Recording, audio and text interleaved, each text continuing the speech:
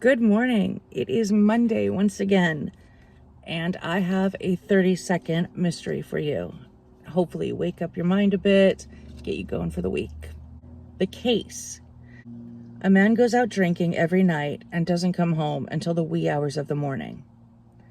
No matter how much he drinks the night before, the man never has a hangover. The mystery. Where is the man's home, and what is his favorite drink? Clues. The man lives in a well-known region of Romania.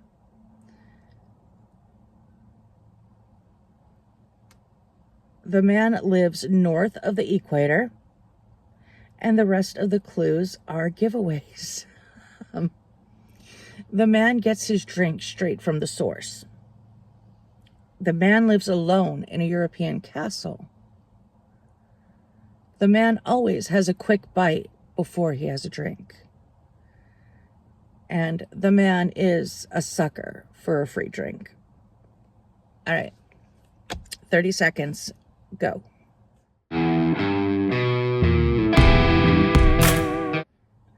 Time's up. And the solution is the man is a vampire who lives in Transylvania and drinks blood. Now, I think it's important to note before people start saying, Dracula didn't necessarily live alone in that European castle, that it's not Dracula. It is just a vampire in Transylvania.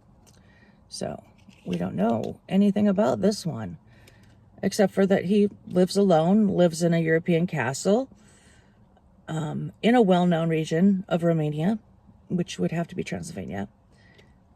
Yeah, I mean, he probably would be buds with Vlad or Dracula, or however you want to look at it. All right, stay safe, listen to your instincts.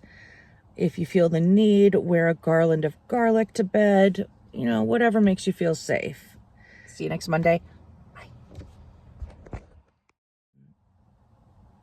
The movie that changed my life was The Lost Boys.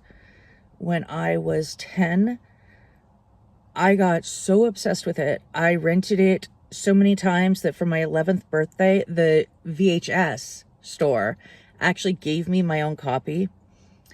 I would spend hours and hours at the public library studying vampires, werewolves, all of this folklore, mythology, history, and that kind of fed into what became an anthropology degree and studying archaeology, and then later going into history and studying medieval history. My entire academic career is anthropology, history, and archaeology. I did a lot of study of folklore. The history degree, in my 30s, I found out I had degenerative disc disease, a lot of pain, right side of my body, spinal issues. It's just going to get worse. There's nothing that can really be done about it. And I realized I'm not going to be excavating. So I went back to school and I got a degree in history. My minors were in Scandinavian studies, where I was all into Viking burials and mortuary practices, rituals, grave goods, all of that.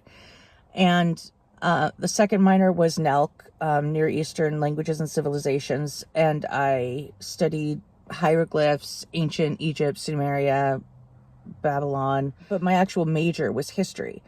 And my focus was medieval history, often a lot about the Tudors, the Tudor era, but also folklore and the occult and belief systems.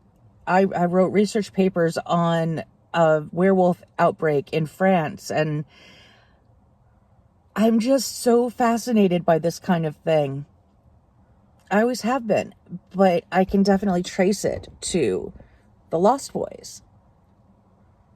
And also my mother's encouragement. She was really into the paranormal and spiritual, the occult, but also theology, history, philosophy, and she wanted me to explore everything I could. She was a natural explorer, a wonderful woman, bipolar, agoraphobic, and didn't get to explore the way she wanted to, but she explored through reading and research. And me, go up to a mountain or a temple, and she would joke that she wanted to jump in my pocket and come with me everywhere, and I would take pictures and send them, and yeah, it was like having her with me.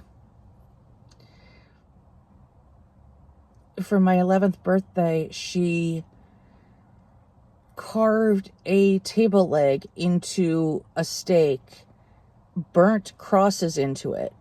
She made me a garland of garlic. She stole holy water from the church.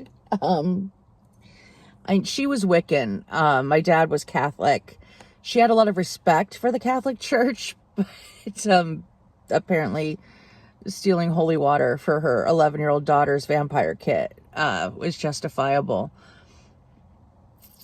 God, I miss her. Hug your moms if you have them. Especially, I know not everybody's got a great relationship with their mom, and my mom, she was bipolar, and she self-medicated at times with illicit substances, which was fine. It actually worked, but it brought a lot of really sketchy people into our lives, and my mom and I did not always have the best relationship, but in the end, she was my best friend, and we could talk about anything, and we did talk all the time.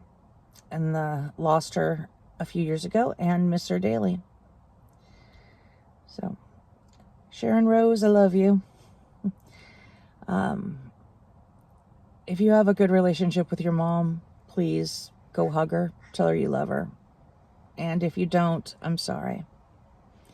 Everybody should get that chance, and sometimes it's just not possible. But you deserved a good, loving mother, and I'm sending you a hug if you didn't have that. It's not your fault. It has nothing to do with you. It's her issues. But anyway, I'm gonna go.